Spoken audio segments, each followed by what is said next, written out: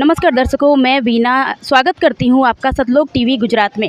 दर्शकों, आज हम आए हैं अहमदाबाद के मेमनगर में और ये जो है ये जगह है, आप देख सकते हो कि इधर ये स्वामी विवेकानंद चौकड़ी है और यहाँ पर ये जो है अहमदाबाद में आता है मेमनगर। और यहाँ पर दर्शकों हम आपको ये बताना चाहते हैं कि जो किताबें हैं ज्ञान का भंडार होती हैं, किताबों से हमें ज्ञान मिलता है।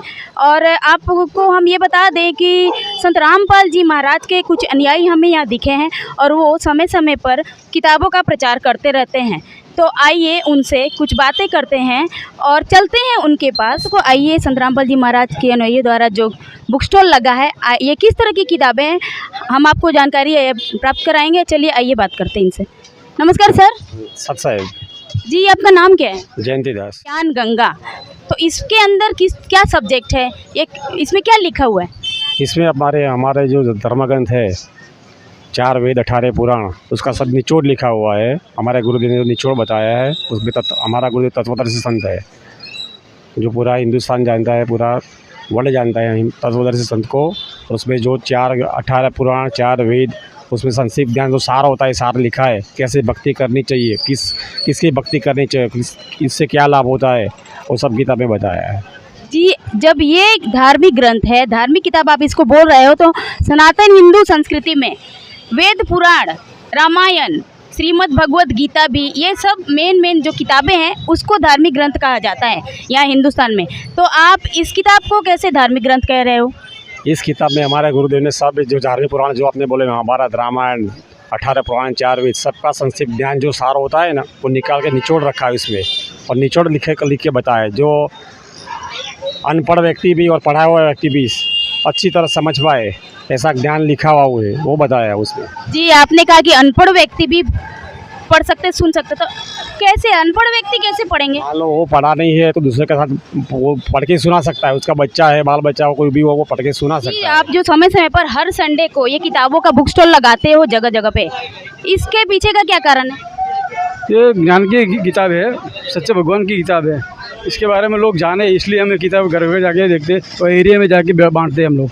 सर, अभी तो हाई टेक्नोलॉजी का युग है, लोगों के पास हाथ में मोबाइल और बाकी सब सब्जेक्ट है, जितने में वो गूगल सर्च करने के लिए भी टाइम नहीं मिल पाता है। वो मतलब मोबाइल और टीवी से उन्हें फुर्सत नहीं है। रविवार के दिन छुट्टी है तो वो घूमने में लगे रहते हैं या घूमने में ज़्यादा टाइम वेस्ट करते हैं। तो आपको ये किताबें वो पढ़ने के लिए कैसे टाइम देंगे, वो क्यों लेंगे किताब आपकी?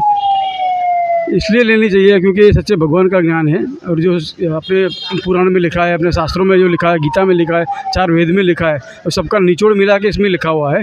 और सब किताब पढ़ने से अच्छा है, उसमें टाइम बिगड़ता है। और ये एक छोटी सी किताब पढ़ो तो सब इसमें आ जाता है, सब सच्चा ज्ञान आपको मिलता है इसमें। सर, आजकल तो बहुत व्यस्त जिंदगी है लोगों की, तो आप इन पुस्तकों का प्रचार करने के लिए संडे के दिन, छुट्टी के दिन इस तरह से स्टॉल लगाकर आप वितरण कर रहे हो पुस्तक, तो इसके लिए आप टाइम कैसे निकालते हो? जैसे हमारा संडे की छुट्टी है, बराबर, और हम भगवान की अभी सेवा करने के लिए निकले हैं। ये पुस्तक ऐसी है जो पढ़ेगा वो सच्चे भगवान के बारे में जाना है। साईं बाबा आके बोल गए कि सबका मालिक एक, सबका मालिक एक। सबके मन में यही प्रश्न है कि मालिक कौन है, एक मालिक कौन है। तो एक मालिक की बात इसमें दिखाई है जो सबका मालिक है। ये जिसने 6 दिन में सृष्टि की रचना की और 7वें दिन उसने आराम किया। ये दुनिया पूरी उसने बनाई है, सृष्टि उसने बनाई है, वो भगवान के बारे में हम बता दें। और ये किताब वही है इसमें जब सभी शास्त्रों का निचोड़ लिखा हुआ है। जी, धन्यवाद आप। ओके। नमस्कार सर। सत साहेब। सर, आजकल जो मोबाइल में आजकल जो संत रामपाल जी महाराज का जो प्रचार चल रहा है सोशल मीडिया में, किताबों का हर प्लेटफॉर्म पर इनकी किताबों का प्रचार चल रहा है, ठीक है। और ट्विटर पर तो नंबर 1 पर ही हम देखते हैं, आजकल के नंबर 1 पर ही रहता है। तो इसके बारे में हमें बताइए कि सोशल मीडिया में इतना प्रचार का कैसे हो रहा है, कैसे प्रचार कर रहे हैं आप? ये प्रचार से परमात्मा की दया है और परमात्मा ही करवाते हैं, हमारे जीवों की औकात नहीं होती है।